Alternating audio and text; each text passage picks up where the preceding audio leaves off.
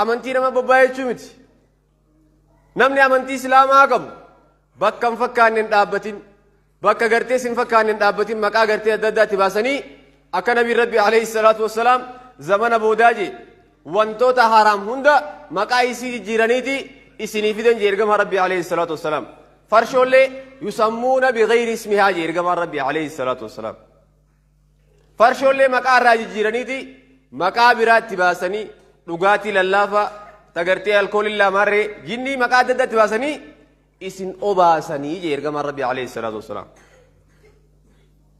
Akkasuma duba ummanni gartee yahudaaf nasaaraa kuni aayilii gartee dubbaa surraan deeman obboleeyyan kiyya warri gartee rabbii gadi waa gabbaru hundi isaanii tokko beekuudha qabna, waan isaan godhan laaluu qabna.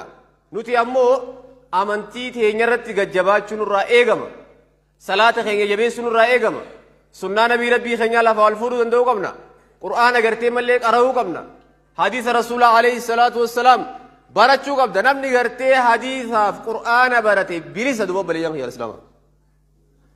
Sammuun isaa akka gartee ummata kaanitti yaaddu bilisa jireenya gartee malee nagayaa jiraata.